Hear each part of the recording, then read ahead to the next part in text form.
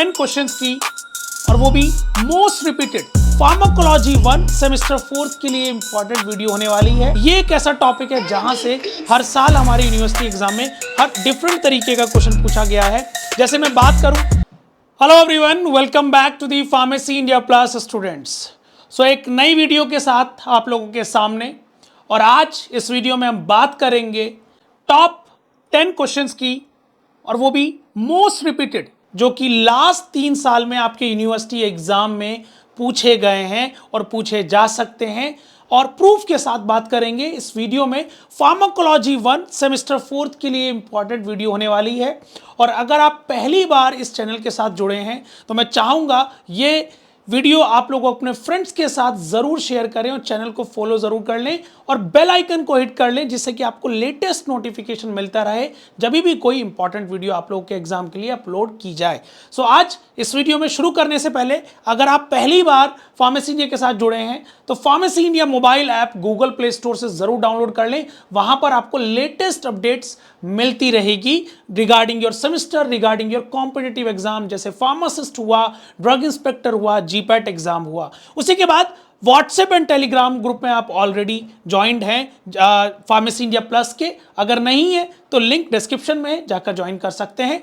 चलिए शुरू करते हैं। तो सबसे पहले क्वेश्चन पर चलते हैं, जो कि क्लिनिकल ट्रायल से हमें देखने को मिला। ये एक ऐसा टॉपिक है जहां से हर साल हमारे यूनिवर्सिटी एग्जाम में हर डिफरेंट तरीके का क्वेश्चन पूछा गया है। जैसे मैं बात करूं, साल 2022 और 23 में हमें पूछा गया कि क्लिनिकल ट्रायल्स क्या होता है और डिफरेंट फेजेस बताइए। अब जैसे कि क्लिनिकल ट्रायल में phase 1, phase 2, phase 3, post marketing, ये इस तरीके के क्लिनिकल ट्रायल, और ये एक तरीके का एक टैबुलर फॉर्म अगर आप प्रिपेयर कर लेंगे that would be good for your preparation. साथ ही साथ यहाँ पर पूछ लिया कि डिफाइन क्लिनिकल ट्रायल फेजेस। अब यहाँ पर अगर आप हर क्लिनिकल ट्रायल फेज को एक्सप्लेन करेंगे तो इंपॉर्टेंट है हेडिंग लिखिए और उसमें लिखिए कि इसका इंपॉर्टेंस क्या है। साथ ही साथ outline the various phases of clinical trial. यहां पर डिफरेंट तरीके से सवाल पूछ लिया।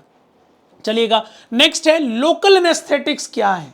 लोकल एनेस्थेटिक्स सिंपल सी बात है, यहां पर पूछ लिया कि व्हाट आर, साथ ही साथ इसकी क्लासिफिकेशन भी पूछ ली जाती है कई बार। और यहां पर देखिए बोला है कि एग्जांपल दीजिए और उनका mechanism of action, adverse effect. हालांकि आप adverse effect, nausea and vomiting बहुत लिखते हैं, पर यहां पर याद रखिएगा जब भी कोई टॉपिक पढ़ते हैं, जैसे एंटी डिप्रेसेंट हुआ, लोकल एनेस्थेटिक हुआ, तो मेजर ड्रग जरूर पढ़ें, क्योंकि कई बार उस ड्रग के स्पेसिफिक नाम से भी सवाल आ जाता है। जैसे justify the use of adrenaline with local anaesthetic, कि एड्रेनालिन लोकल एनेस्थेटिक के लिए साथ क्यों इस्तेमाल किया जाता है, उसको जस्टिफाई करना है। ठीक है, तो नेक्स्ट क्वेश्चन है एंटी एपिलेप्टिक। जो ड्रग एपिलेप्सी में यूज की जाती हैं वो होती है एंटी एपिलेप्टिक ड्रग, और यहां पर डायरेक्टली क्लासिफिकेशन पूछ लिया गया है कि क्लासिफाई कीजिए और एंटी एपिलेप्टिक ड्रग्स के बारे में बताइए। और साथ ही साथ आप अगर किसी ड्रग का नाम लिखते हैं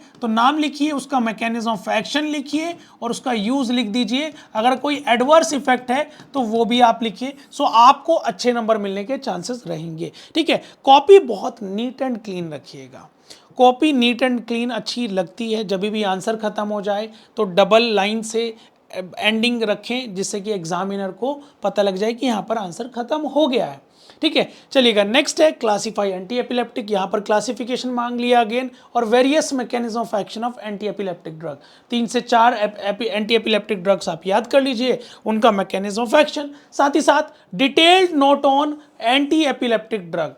एंटी एपिलेप्टिक ड्रग्स पे एक शॉर्ट नोट ऑन आपको लिखना होगा, यानी कि अगेन ड्रग्स को क्लासिफाई कीजिए, उनका मैकेनिज्म ऑफ एक्शन। अब कई बार बात आती है कि सर ड्रग को क्लासिफाई कैसे करें। हमारे टाइम में फार्माकोलॉजी में हम कैसे करते थे, देखिए हम बना लेते थे इस तरीके का बादल, ठीक है, और ऐसे लिखते थे। सो क्या होता था, कॉपी भी अच्छी होती थी। इस तरीके का फ्लो चार्ट बना लेते थे, तो एग्जामिनर को भी अच्छा मिलने लगता था, और उनको भी लगता था कि हाँ अच्छी कॉपी है, इससे नंबर मिलने के अच्छे चांसेस रह जाते हैं। ठीक है, चलिएगा, नेक्स्ट है ओपियोइड एनाल्जेसिक या मॉर्फिन। तो यहां पर डिस्कस ओपियोइड रिसेप्टर, यहां पर बोल दिया describe the pharmacological effects pharmacological effects बताइए, साथ ही साथ मोड ऑफ एक्शन और यूज ऑफ मॉर्फिन जो कि हमें ओपीएम से मिलता है, मॉर्फिन का इस्तेमाल बताइए। तो डायरेक्टली क्वेश्चन क्लासिफिकेशन पूछ लिया, ओपियोइड की क्लासिफिकेशन बताइए, साथ ही साथ डिस्कस फार्माकोलॉजी ऑफ मॉर्फिन या ओपियोइड एनाल्जेसिक को डिस्कस कीजिए या डिफाइन कीजिए। चलिएगा नेक्स्ट सवाल है एंटी डिप्रेसेंट।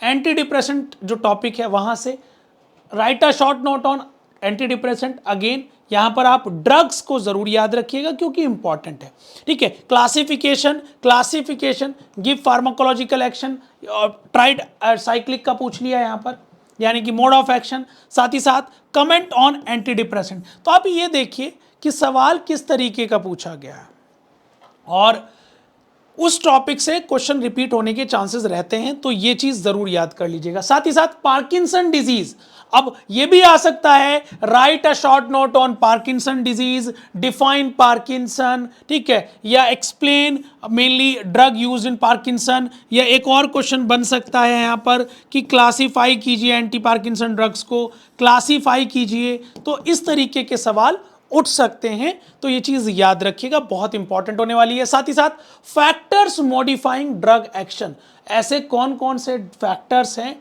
जो ड्रग के एक्शन को मॉडिफाई कर सकते हैं, ठीक है, फैक्टर्स बताने हैं, वेरियस फैक्टर्स। अगेन देखो सेम इस तरीके का क्वेश्चन पूछ लेता है। नाउ एसिटाइल कोलिन, जैसे यहां पर डायरेक्टली पूछ लिया कि फार्माकोलॉजी ऑफ एसिटाइल कोलिन बताइए, या right a short note on, या ब्रीफ नोट ऑन, या detailed note on acetyl choline से सवाल बन सकता है। साथ ही साथ सिडेटिव एंड हिप्नोटिक्स, अब यहां से कई बार शॉर्ट में पूछ लिया जाता है, डिफाइन सिडेटिव आ गया 2 नंबर में, 5 नंबर में, ठीक है, डिफाइन हिप्नोटिक्स या give the definition of sedative and hypnotics. कई बार वाइवा में क्वेश्चन पूछ लिया जाता है, बारबिचुरेट्स पूछ लिया जाता है।